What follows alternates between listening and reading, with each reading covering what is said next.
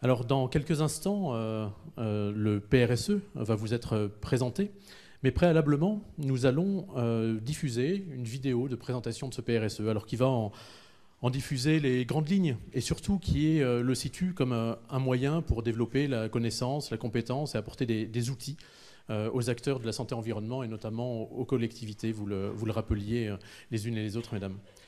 C'est l'occasion, avant de lancer cette vidéo, de vous donner quelques repères de qui est dans cette salle. Et vous êtes effectivement nombreux à constituer cette communauté régionale des acteurs en santé-environnement incarnée par votre présence. Vous avez été plus de 250 à manifester explicitement votre intérêt pour la journée. Certains n'étaient pas disponibles, mais plus de 200 de cette communauté très mobilisée se sont rendus présents aujourd'hui, avec une représentation très diverse, et vous le souligniez précédemment, mesdames, une quarantaine de représentants associatifs, plus de 50 représentants de collectivités territoriales et EPCI, dont près de 30 représentants de communes, 20 EPCI, 3 départements, la région, 4 communautés professionnelles territoriales de santé, environ 70 organismes et établissements publics, parmi lesquels, ceux que vous citiez, Madame la Directrice Générale de l'ARS, l'ADEME, l'Agence de l'eau. Je ne vais pas relister les acronymes, vous les avez mentionnés tout à l'heure. Au passage, si certains acronymes vous avez échappé, vous aurez toute l'attitude tout à l'heure, lors de la déambulation, d'aller à la recherche des acteurs qui portent ces acronymes et découvrir qui il y a derrière. Une dizaine d'établissements de santé, de recherche médicale, une trentaine de représentants des services de l'État en région et en département. Au sein de cette communauté, je tiens à souligner que plus de 60 personnes se sont mobilisées pour préparer, intervenir, animer au cours de cette journée, et elles sont d'ores et déjà ici remerciées. C'est pour vous tous, et plus particulièrement pour l'ensemble des acteurs qui s'intéressent à la santé et environnement dans le territoire de la région Auvergne-Rhône-Alpes, que ce motion design a été créé, et on vous propose de le visionner dès à présent. Le 4e plan régional santé-environnement Auvergne-Rhône-Alpes. Les territoires en action pour un environnement favorable à la santé. Pour commencer, la santé-environnement, c'est quoi? La qualité de notre environnement a des impacts importants sur notre santé. En effet, 16% des maladies sont dues à des facteurs environnementaux. Ces impacts sont de mieux en mieux connus. Ils sont un sujet de préoccupation croissante dans un contexte de changement climatique et de déclin de la biodiversité. Désormais, ces impacts sur notre santé sont analysés de manière plus globale en s'intéressant aux interactions entre la santé humaine, la santé animale et la santé des écosystèmes. C'est l'approche Une seule santé développée depuis 2022 dans le plan national santé-environnement. Quels sont les objectifs du plan régional santé-environnement 2024-2028 ? Le PRSE décline le plan national par des actions adaptées aux spécificités du territoire. Il vient en complément des actions déjà portées par les services de l'État sur la pollution des sols, l'alimentation, les pesticides, la santé animale, la qualité de l'eau. Son objectif est de mobiliser les acteurs des territoires pour disposer d'environnements de vie favorables à la santé. Pour y parvenir, il s'adresse aux nombreux intervenants qui peuvent agir en santé-environnement, collectivités territoriales, opérateurs et services de l'État, associations, professionnels. Quelle thématique d'action pour le 4e PRSE ? Il met l'accent sur des enjeux de notre région. La qualité de l'air, la qualité de l'eau, les espèces végétales et animales à impact sur la santé, comme l'ambroisie, les chenilles processionnaires, les moustiques tigres, la surveillance des zoonoses, ces maladies animales transmissibles à l'homme, l'urbanisme favorable à la santé. Les enjeux transversaux sont d'accélérer l'adaptation du territoire au changement climatique et réduire les inégalités environnementales de santé. Le PRSE s'appuie sur 2 leviers principaux, celui de développer la connaissance, les compétences, l'éducation et la sensibilisation, et celui d'outiller et accompagner les acteurs. Le PRSE est un plan pour comprendre, informer, mobiliser et accompagner, pour que la prise en compte de la santé-environnement devienne systématique dans les décisions. Le PRSE Auvergne-Rhône-Alpes 2024-2028 est un projet porté par les services de l'État et l'Agence régionale de santé. Pour en savoir plus, rendez-vous sur le site auvergne-rhône-alpes.prse.fr. La séquence suivante va permettre d'aller plus avant dans la connaissance la présentation du PRSE et des enjeux régionaux auxquels il entend répondre. Pour cela, je vais inviter à nous rejoindre sur la tribune Aymeric Bauger. Aymeric Bauger, vous êtes directeur de la santé publique à l'Agence régionale de santé Auvergne-Rhône-Alpes. Monsieur Mathieu Papoin, vous êtes directeur général adjoint à la direction régionale de l'environnement, de l'aménagement et du logement, la DREAL. Et Bruno Ferreira, après avoir été directeur général de l'alimentation, la DGL, notamment au moment où l'élaboration du PNSE a intégré les enjeux liés aux zoonoses et à l'approche One Health. Vous êtes aujourd'hui directeur régional de la direction régionale de l'alimentation, de l'agriculture et de la forêt, la DRAF. Vous allez nous présenter les réponses aux enjeux régionaux auxquels le PRSE entend contribuer. Je vous invite, Monsieur Bauger, à rejoindre le pupitre. Merci.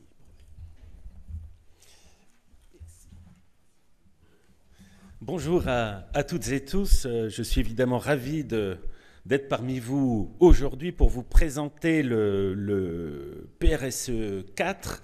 Et avant de rentrer dans le vif du sujet, je voudrais partager avec vous quelques éléments de contexte sur notre région. Nous sommes dans une grande région de plus de 8 millions d'habitants, 12 départements, la métropole de Lyon, une région qui comporte de grandes métropoles, mais qui comporte aussi de nombreuses zones rurales que vous retrouvez en vert sur la carte, zones rurales, zones montagneuses, peu denses. Il est important de rappeler qu'un tiers de la population de la région vit dans de tels territoires. Une grande région avec des indicateurs de santé meilleurs que ceux de la moyenne française. Nous le constatons par exemple sur l'espérance de vie à la naissance, sur les taux de mortalité, sur les taux d'entrée en affection de longue durée. Mais l'on constate pour la plupart de ces indicateurs un gradient est-ouest, avec une partie ouest de la région, notamment l'Aix-Auvergne, l'Ardèche, une partie du Sud-Drôme et du nord de la Loire, qui ont des indicateurs moins favorables, qui ont un taux de pauvreté plus important et qui ont aussi une population plus vieillissante dans notre région, même si encore une fois des évolutions sont prévisibles, notamment pour ce dernier indicateur dans les années qui viennent, mais cet arc de défaveur est-ouest est un élément marquant dans notre région Auvergne-Rhône-Alpes. Une grande région, je l'indiquais tout à l'heure, qui explique notamment que nous avons des enjeux en santé environnement pluriels, avec l'ensemble des facteurs de risque sanitaire, mais aussi de sources de bien-être liées à l'environnement que l'on retrouve dans nos différents départements. Nous avons une biodiversité riche, mais menacée d'érosion. Nous avons des activités humaines, touristiques, industrielles, importantes et qui ont un impact fort sur nos différents milieux. Nous avons un territoire avec des zones de plaine favorables à l'agriculture et aux activités industrielles, avec les risques d'exposition que cela peut occurer. Et puis enfin, nous avons une forte présence de l'eau, qui est sévèrement impacté par le changement climatique, l'actualité de ces 2 dernières années ayant tout particulièrement montré les risques de sécheresse que l'on rencontre sur les axes de l'Allier, Saône-Rhône amont, de Lyon et Alpes. Des enjeux environnementaux donc particulièrement divers dans l'ensemble de nos territoires, ce qui nécessite bien sûr une animation territoriale d'envergure. Une animation territoriale d'envergure, c'est d'ailleurs l'un des axes du projet national Santé-Environnement 4, et cela met en lumière l'importance de l'échelon local. Il est nécessaire de décliner nos politiques publiques sur la santé dans l'ensemble des politique bien sûr, mais aussi dans l'ensemble des territoires. C'est un enjeu fort de notre PRSE. Dans la foulée des éditions des précédents PRSE, nous avons construit des outils, nous avons construit des plaidoyers. Il est aujourd'hui indispensable que l'ensemble des acteurs locaux, des collectivités locales, puissent s'en emparer. C'est tout l'enjeu, bien sûr, des différentes politiques locales que nous devons investir et dont vous retrouvez une liste sur cette slide. L'objectif de tout cela, c'est de pouvoir rentrer dans ce qu'on a appelé un cercle vertueux qui associe les acteurs territoriaux, les collectivités locales, qui associe évidemment les citoyens, les habitants, pour pouvoir construire ensemble un environnement favorable à la santé et à la biodiversité. C'est cette démarche qui fonde l'état d'esprit de notre projet régional de santé-environnement. Un PRSE que l'on a souhaité resserrer. Encore une fois, cela a été dit tout à l'heure, il n'a pas vocation à englober l'ensemble des politiques que nous portons sur ce champ, certaines ayant déjà leur plan national spécifique, leur instruction, etc., etc. Et nous avons souhaité un PRSE resserré avec 3 axes principaux et 11 fiches actions que l'on va vous présenter avec les collègues qui m'accompagnent pour cette table ronde. Ces 3 axes, ce sont le développement des connaissances, l'information, la sensibilisation des acteurs, c'est évidemment un prérequis si nous voulons faire évoluer les choses. Le deuxième axe consiste à réduire les différentes sources d'exposition. Et enfin, le troisième axe, c'est la mobilisation des territoires en matière de santé-environnement.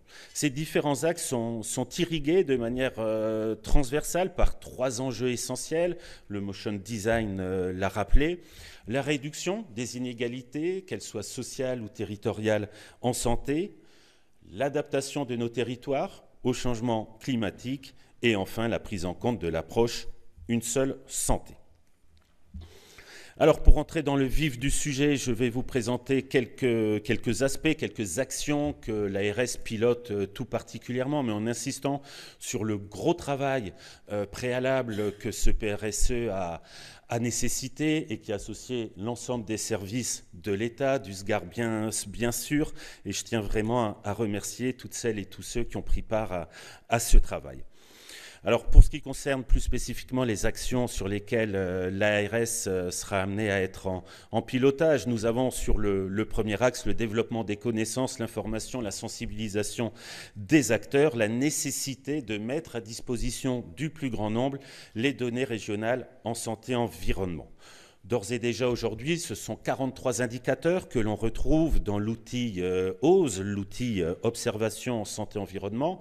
Encore une fois, un outil gratuit, accessible à tout le monde, bien sûr.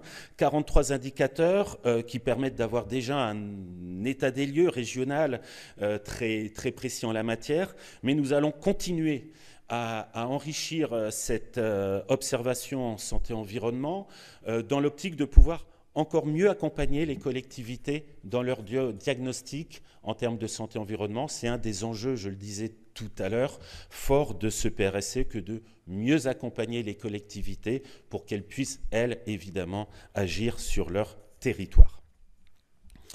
Toujours dans cet axe 1, nous souhaitons soutenir l'éducation et la promotion de la santé-environnement, faciliter la montée en compétences des acteurs du secteur. Ce n'est pas un sujet nouveau, vous le savez, l'éducation santé-environnement fait l'objet de longue date dans notre région d'un certain nombre d'initiatives portées par de nombreux partenaires et notamment le pôle régional éducation et promotion de la santé-environnement animé par l'IREPS et le GREN. Nous souhaitons évidemment continuer, amplifier cette démarche pour toujours mieux accompagner les acteurs locaux et aussi peut-être développer davantage cette éducation en santé-environnement dans les contextes scolaires ou universitaires.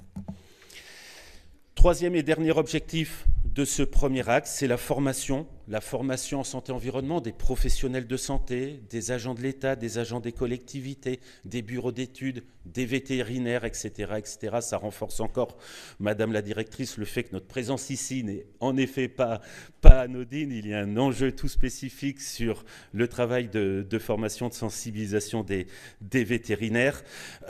Pour atteindre cet objectif, nous souhaitons recenser les formations existantes, elles sont déjà nombreuses, en assurer peut-être une meilleure promotion et inciter à l'intégration de certaines de ces formations dans le développement professionnel continu, notamment des professionnels de santé. Et enfin, nous souhaitons évidemment assurer la promotion plus spécifique de formations liées aux décideurs publics et privés à l'approche une seule santé. Ça a déjà été fait à la préfecture de région pour les décideurs des différents services de l'État. Cela a vocation à être élargi dans les prochains mois. Voilà sur l'axe 1, développer les connaissances, mieux connaître, mieux savoir, mieux former, mieux sensibiliser les acteurs locaux en santé-environnement. Le deuxième axe, la réduction des expositions. Alors il y a un certain nombre d'objectifs. Encore une fois, je ne présenterai que ceux qui sont plus directement pilotés par l'Agence régionale de santé, à commencer par la réduction de l'exposition de nos concitoyens aux risques sanitaires liés aux espèces à enjeu pour la santé en expansion. Dans notre région, nous en avons un certain nombre d'espèces dont la prolifération constitue une menace pour la santé humaine, les chevilles processionnaires, l'ambroisie, évidemment le moustique tigre, les tiques, la berce du Caucase, etc. Nous connaissons les risques en matière de santé et il est donc important de pouvoir limiter cette exposition. Alors cela va passer par l'élaboration d'une cartographie qui est déjà existante, mais que l'on va essayer d'affiner pour avoir des visions infradépartementales au plus proche de chaque territoire. Cela passe par la sensibilisation de nos populations, la sensibilisation de nos décideurs locaux. Il y a tout un enjeu autour de la mobilisation sociale. Nous avons d'ailleurs effectué un travail tout spécifique en matière de mobilisation sociale, par exemple sur le moustique tigre, et nous allons le poursuivre. Cela passe aussi par l'élaboration d'une boîte à outils qu'on met à disposition de l'ensemble des partenaires dans les différents territoires et par l'accompagnement des collectivités locales dans leurs projets, dans leurs actions. C'est un peu, vous l'avez compris, le fil rouge de ce PRSE. Autre objectif stratégique en matière de réduction des expositions, il concerne l'eau. Il concerne l'eau dans un contexte où les épisodes de sécheresse, je le disais tout à l'heure, se sont multipliés, tout particulièrement ces 2 dernières années, avec une sévérité sans cesse plus importante, ce qui met en lumière évidemment l'enjeu que nous avons en termes de gestion quantitative de l'eau. C'est une priorité du gouvernement et un des axes qui est porté au niveau national concerne l'utilisation des eaux non conventionnelles, dont la réutilisation d'eau usée traitée, avec un objectif national d'au moins 1000 projets d'ici 2027. Alors nous nous inscrivons évidemment dans cette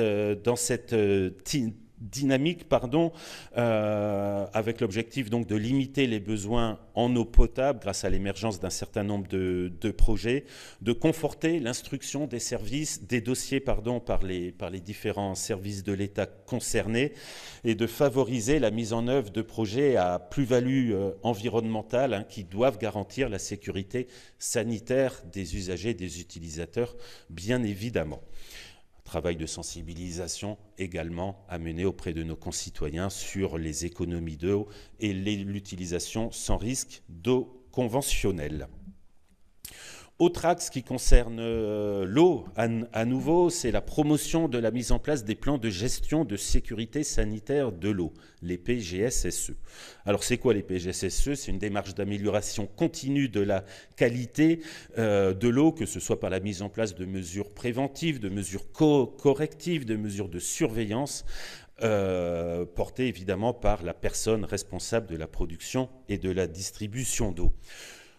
Enjeu déjà porté dans le cadre du PRSE 3 que nous allons amplifier dans ce nouveau PRSE en mobilisant, en accompagnant les collectivités dans leur démarche de PGSSE.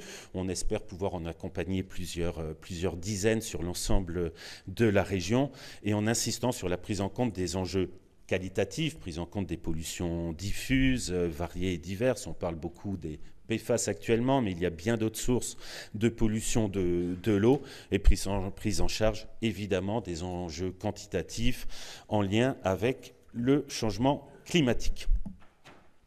Avant de laisser la parole aux collègues pour les autres objectifs de l'axe 2 visant à réduire les expositions, un mot sur la mobilisation des territoires en santé-environnement.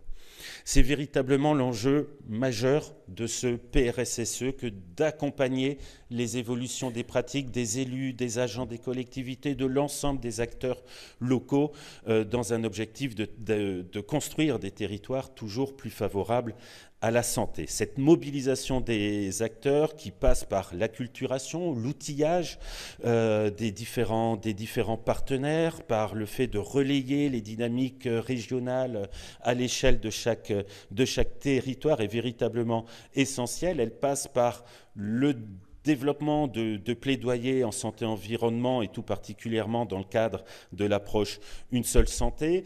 Elle passe par la promotion des outils existants. Beaucoup de choses ont été faites durant les précédents PRSE. Aujourd'hui, l'enjeu, je le disais, est véritablement que chaque acteur local puisse s'emparer des différents outils mis à leur disposition. Le PRSE doit mener localement un gros travail d'animation territoriale pour apporter l'information, pour apporter l'outillage, pour accompagner les acteurs locaux et faciliter l'émergence des projets. C'est, vous l'avez compris, la priorité qui est la nôtre, et la mobilisation de l'ensemble des services de l'État du SGAR seront évidemment essentiels à vos côtés pour porter ce message dans nos différents départements. Voilà, je laisse la parole aux collègues pour présenter les autres slides, à commencer par, toujours sur la mobilisation des territoires en santé et environnement, la démarche d'urbanisme favorable à la santé.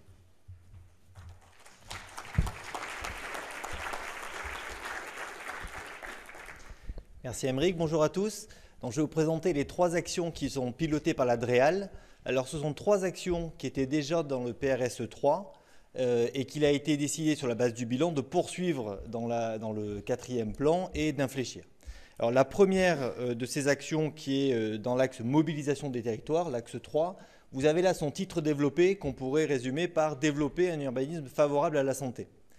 Ce qu'a fait le PRSE 3, c'est d'accompagner 8 collectivités volontaires pour déployer ces démarches un peu encore prospectives et expérimentales. Et donc dans le PRSE 4, l'ambition visée, c'est d'accompagner de nouvelles collectivités, mais sur la base de ces retours d'expérience, de travailler aussi à développer un module de formation et de sensibilisation, d'une part pour les élus et d'autre part pour les services techniques des collectivités. Et partant de là, donc avec à la fois de l'accompagnement, de la formation, de créer un réseau régional des différents acteurs de ce sujet et donc petit à petit de renforcer la dynamique qui a été lancée par le PRSE 3. L'action suivante, donc les 2 actions suivantes concernent cette fois-ci l'axe de réduction des émissions qui a été en partie présenté tout à l'heure et porte sur la qualité de l'air. Alors la première, celle-ci, c'est la qualité de l'air extérieur. C'est un marqueur important de notre région en termes de santé-environnement. Sur les 15 dernières années, on a fait de gros progrès dans la qualité de l'air. On a amélioré la qualité, notamment en oxyde d'azote, en particules. On a diminué à peu près de 40 à 60% les concentrations. Néanmoins, on est encore devant nous avec un enjeu fort parce qu'on dépasse encore les normes, par exemple en oxyde d'azote sur Lyon, et qu'on est encore assez loin des cibles de l'OMS pour ces différents polluants. Par ailleurs, on a un polluant qui, lui, est en augmentation sur ces 15 dernières années, c'est l'ozone. Et donc, ce qui est proposé là, c'est de mettre en place un dispositif d'accompagnement et de mobilisation en complément de ce qu'on fait d'un point de vue action régalienne, par exemple les plans de protection de l'atmosphère portés par l'État, ou les zones à faible émission mobilité, donc pour réduire les émissions dues au transport par les collectivités, ou encore par le plan régional ozone qui est porté dans la stratégie régionale eau, air, sol, énergie, qui était rappelée tout à l'heure par Madame la Préfète. Et donc pour la partie mobilisation, ce qui est prévu, c'est d'utiliser un peu des approches innovantes, notamment les sciences comportementales, pour tenter une autre façon de mobiliser le public, notamment pour pour améliorer les modalités de chauffage individuel et donc pour réduire l'émission de particules. C'est aussi de cibler la partie jeune, notamment à travers des lycées, avec des actions de mobilisation dans le cadre de la Journée nationale de la qualité de l'air, qui a lieu donc tous les ans en octobre, et aussi une cible particulière avec les lycées agricoles pour déployer un outil de diagnostic de la qualité de l'air d'une exploitation et de la tester sur les exploitations des lycées agricoles.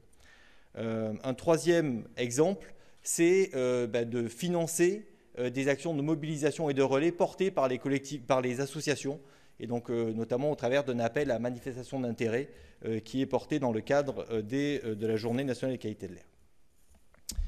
Dernière action pour la DREAL, c'est cette fois-ci la qualité de l'air intérieur. Donc je parlais de l'enjeu d'air extérieur au niveau régional.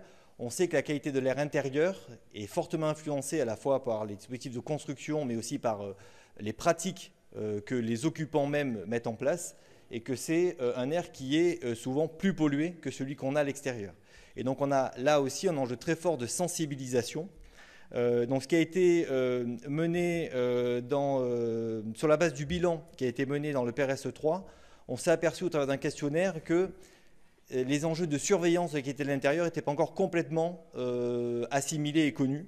Et donc on souhaite renforcer cette partie de diffusion de la connaissance sur les obligations de surveillance, et en centrant notamment ces enjeux sur les établissements recevant du public sensible. Voilà, et donc ça, c'est l'axe premier vraiment important de mobilisation pour le PRSE 4.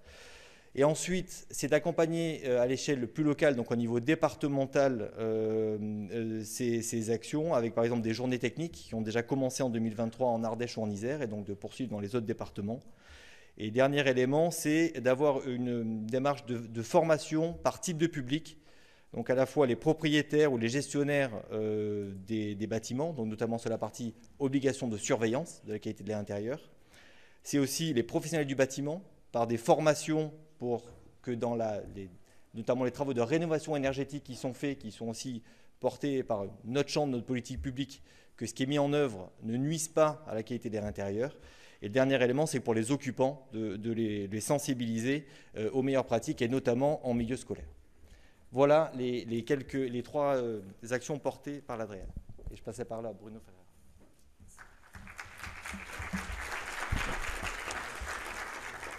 Bonjour à tous. Alors, s'agissant des actions portées par la DRAF et en lien en particulier avec l'ARS, une action dont l'objectif a déjà été cité à plusieurs reprises depuis le début de cette matinée et qui prend tout son sens ici avec AgroSup, qui est celle de renforcer l'approche intégrée et intersectorielle de la prévention des risques zoonotiques. Les zoonoses, on en a beaucoup parlé, peu de gens en fait savent ce qu'est réellement une zoonose, c'est-à-dire une infection qui franchit la barrière interespèce entre l'animal et l'homme. Et chez l'humain, 60% des maladies infectieuses et 75% des maladies infectieuses émergentes sont d'origine zoonotique. Ces transmissions se font soit directement, soit via un vecteur, soit via l'aliment qui aura été lui-même contaminé par l'animal. On peut citer un certain nombre d'exemples, certaines maladies qui ne sont plus présentes ou très peu de façon épisodique,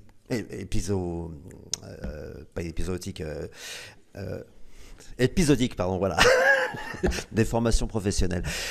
Sur notre territoire, on peut penser bien sûr à la rage, qui fait à nouveau des apparitions lorsqu'on rapporte des animaux contaminés de certains pays infectés. Mais nous avons également sur notre territoire en région des maladies zoonotiques émergentes ou réémergentes. Je pense en particulier à la brucellose avec les contaminations des bouquetins du massif du Bargy, ou les cas d'encéphalite attique que nous avons eu via des élevages de chèvres et des personnes contaminées via la consommation de ces fromages. Le réservoir de ces pathologies zoonotiques est majoritairement représenté par la faune sauvage, et les animaux domestiques, en particulier animaux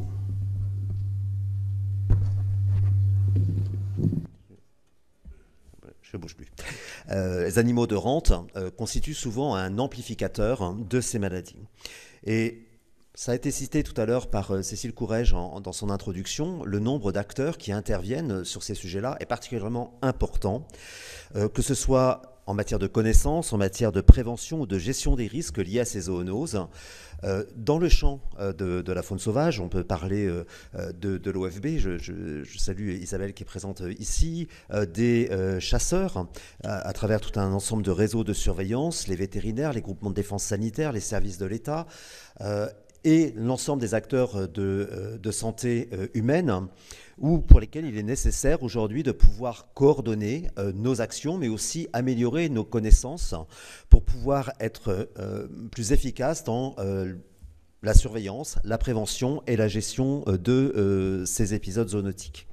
Cette action, elle s'inscrit également en déclinaison d'une action du PNSE, qui a été une action nouvelle dans le PNSE 4 sur la gestion justement de ces cas zoonotiques, et qui doit nous permettre également de faire évoluer nos cadres d'intervention légaux. On a pu voir, notamment dans le cadre de la gestion de la crise Covid-19, qu'on avait encore un peu des trous dans la raquette, dans la coordination et l'articulation de nos dispositifs réglementaires pour une action la plus efficace possible. Je pense en particulier à la gestion de cas de contamination d'élevage de visons que nous avons eu à gérer, contaminés par le Covid, qui a montré que nous avions encore des champs réglementaires qu'il fallait consolider pour améliorer notre efficacité. Et bien sûr, cette action, elle avait tout son sens ici en Auvergne-Rhône-Alpes, avec notamment le pôle EVAS au sein de VET AgroSup. Nous avons les experts de ce domaine qui sont présents en région, et donc nous avons de quoi faire avec l'ensemble des acteurs qui sont présents ici. Alors cette action, elle est aussi en lien bien sûr avec un axe transversal du PRSE, qui est celui de l'approche Une seule santé. Je préfère aussi à One Health, même si c'est le terme international. Et durant les dernières décennies, l'ensemble des écologues de santé humaine se sont alarmés d'une accélération sans précédent dans l'émergence de nouvelles zoonoses ou de maladies épidémiques. La récente pandémie du Covid-19 n'en est pas la seule expression. L'influenza aviaire, qui a amené à des programmes de lutte extrêmement importants, en est aussi l'illustration. Pas lutter sur l'influenza aviaire uniquement pour des questions de santé animale, mais avant tout pour éviter que ces épisodes aussi se transforment en épidémies en étant transmises à l'homme. Elle est portée notamment fortement par l'Organisation mondiale de la santé animale, l'OIE, qui promeut une réponse coordonnée à l'échelle mondiale pour faire face aux urgences sanitaires, prévenir et contrôler les maladies animales, dont les zoonoses, ainsi que la promotion de la santé et du bien-être animal. La définition de ce concept « une seule santé » est la suivante. C'est une approche intégrée et unificatrice qui vise à optimiser la santé des personnes, des animaux et des écosystèmes, et à trouver un équilibre entre ces dimensions de manière durable. Elle prend acte du fait que la santé des êtres humains, ainsi que celle des animaux domestiques et sauvages, des plantes et de l'environnement en général, y compris les écosystèmes, sont étroitement liées et interdépendantes.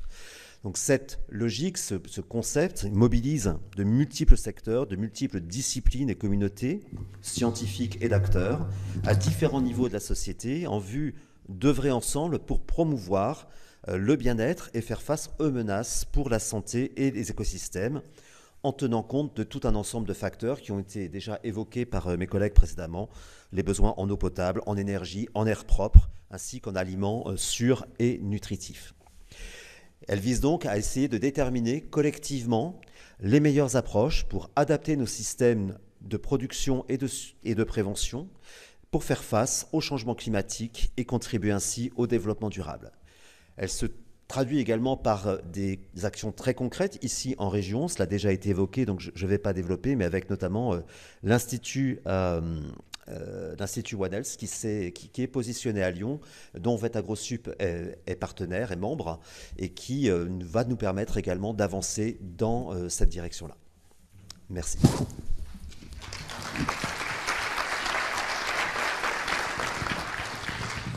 Merci beaucoup, messieurs, pour cette présentation du plan régional et des enjeux auxquels il entend répondre.